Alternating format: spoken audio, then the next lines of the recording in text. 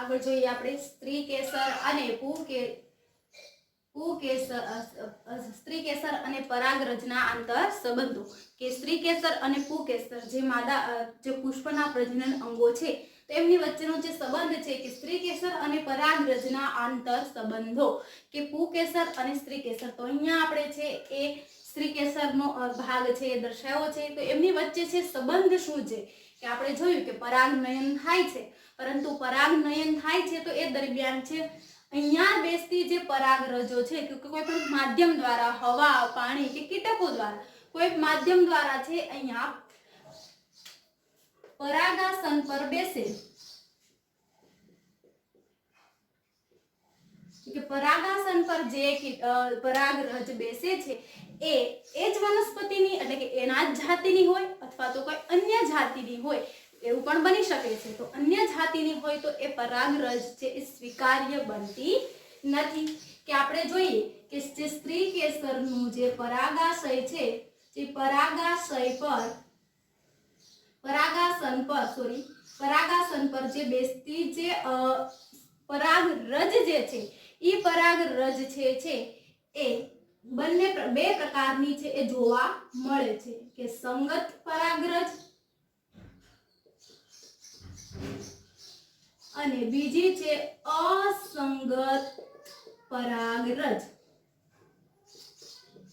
કે સંગત પરાગરજ અને અસંગત પરાગરજ. તો સંગત પરાગરજ આપણે કોને કહીશું અને અસંગત પરાગરજ છે આપણે કોને કહીશું કે માનો કે આ પુષ્પ જે છે એ પુષ્પને એ જ જાતિની જો પુષ્પ પરાગરજ ત્યાં બેસે તો એને આપણે સંગત પરાગરજ કહે છે. અને અસંગત પરાગરજ તે કે જે કોઈ અન્ય જાતિની હોય કે કીટક જે કોઈ માધ્યમ જે છે પરાગવાહકો છે એને સ્પેસિફિક ખબર હોય નહીં કે કઈ પરાગરજનું વહન કરે છે, એને એ પણ નથી ખબર કે પરાગરજનું વહન કરે છે. તો અહીંયા બેસતી જે પરાગરજ છે એ સંગત છે કે અસંગત છે એ બંનેનો ખ્યાલ છે એટલે કે નક્કી કોણ કરે છે તો કે સ્ત્રી કેસરનું પરાગાસન કરે છે. કે સ્ત્રી કેસરના પરાગાસન પર છે કે બેસેલી જે પરાગરજ છે સંગત છે કે અસંગત છે એની લાક્ષણિકતા છે એ પરાગાસન પાસે રહેલી છે. તો કે જે અસંગત પરાગરજ હશે તો આગળ ફલન થતું નથી, આગળ ફલન છે એ અટકી જાય. પરંતુ જો એ સંગત પરાગરજ હોય તો કે પુષ્પ ફલન ઘટનાઓ છે એ આગળ વધશે કે હવે આગળ છે એ જોવા મળશે.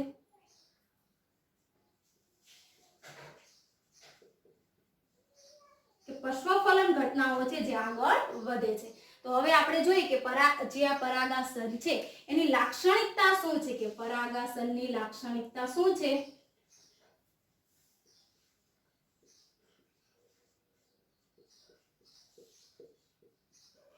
કે પરાગાસનની લાક્ષણિકતા સાની લાક્ષણિકતા કે પરાગાસનની લાક્ષણિકતા પુકેસર છે કઈ જાતિની છે તે નક્કી કરવા માટેની છે.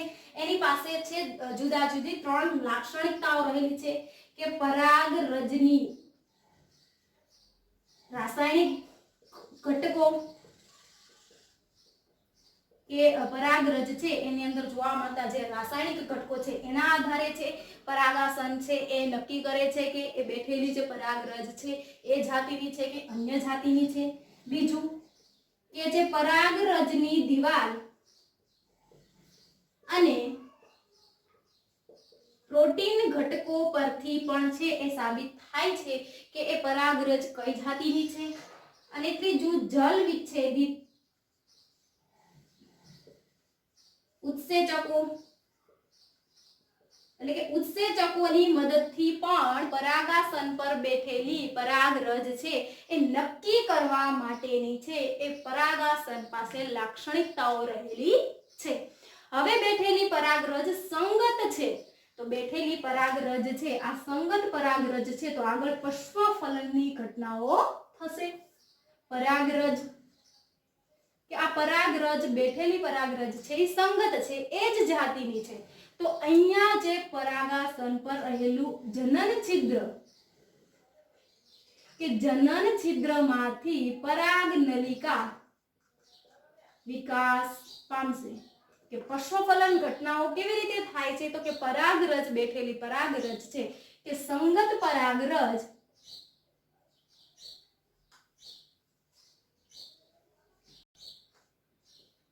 જનન છિદ્ર મારફતે પરાગ નલિકા ઉત્પન્ન કરે કે જનન છિદ્ર મારફતે છે એ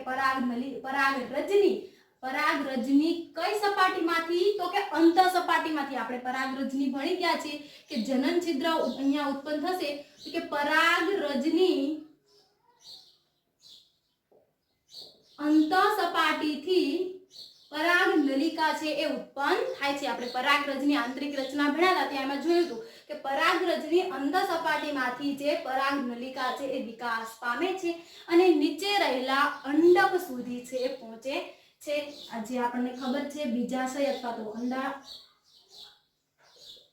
અથવા તો આપણે અંડક કહીએ છીએ। હવે અંદર છે જે ભ્રૂણની પૂટની આપણે અભ્યાસ કર્યો છે કે ઉપર જે જોવા મળતા જે કોષો છે પ્રતિધ્રુવીય કોષો, આ જે કોષ છે ધ્રુવીય અને અહીંયા રહેલા જે કોષો જે છે એ સહાયક કોષો અથવા તો અંડ પ્રસાધન આપણે જેને કહીએ છીએ કે જે અંડ પ્રસાધન તો કે પરાગ નલિકા છે જે અહીંયા નીચે રહેલા અંડક સુધી છે એ પહોંચે છે।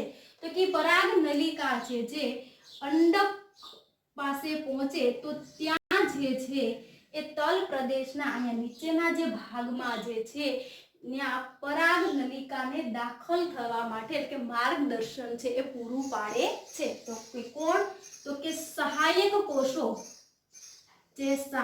કોષો જે છે એ પરાગ નલિકાને દાખલ થવા માર્ગદર્શન છે એ પૂરું પાડે છે અને સહાયક કોષો છે એ આગળ અંદર દાખલ છે એ થવા દે છે। તો હવે આપણે જોયું હતું કે જે પરાગ નલિકા જે નિર્માણ પામે એ પરાગ નર જન્યુજનક વિકાસની તબક્કાઓ આપણે યાદ કરીએ તો એમાં આપણે જોયું હતું કે જે બે દ્વિકોષીય હોય છે અથવા તો કે ત્રિકોષીય હોય છે। એમાં આપણે જોયું હતું કે જે જનન કોષ જે છે અને બીજો કોષ હતો એ હતો વાનસ્પતિક કોષ જેનું બીજું નામ હતું નાલ કોષ તરીકે ઓળખવામાં આવે છે।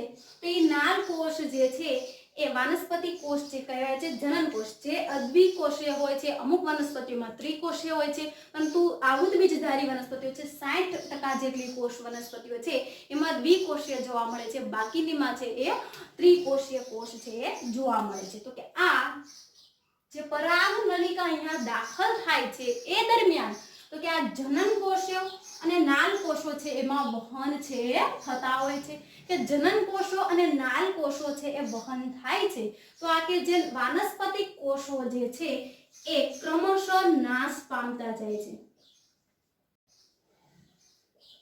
વાનસ્પતિક કોષ જે છે એ ક્રમશઃ શું થાય છે નાશ પામે છે અને જનન કોષ છે એ બે નર જન્યુ છે એ ઉત્પન્ન કરે છે। આપણે જે જોયું હતું કે એ બે નર જન્યુઓ છે અહીંયા ઉત્પન્ન થાય છે અને સહાયક કોષોની મદદથી અંદર ભ્રૂણપૂટનું નિર્માણ છે એ થાય છે। તો આ બધી ઘટના છે અહીંયા અંતઃકૂટ સુધી થાય છે। કે હવે આપણે જોઈએ કે આંતર સંબંધ કેવી રીતે કહી શકાય તો કે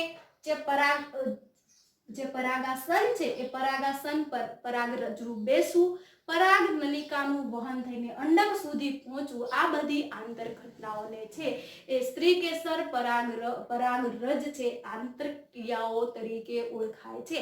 કે સ્ત્રીકેસર પરાગરજ આંતરક્રિયાઓ શું તો કે સ્ત્રીકેસરના પરાગાસન પર પરાગરજનું બેસવું, પરાગરજની અંત સપાટીમાંથી પરાગ નલિકા નિર્માણ થમી સહાયક કોષોથી તલ પ્રદેશથી છે અંદર દાખલ થવું। તો આ ભાગને છે એ આપણે સ્ત્રીકેસર છે પરાગરજ આંતરક્રિયાઓ છે કહે છે।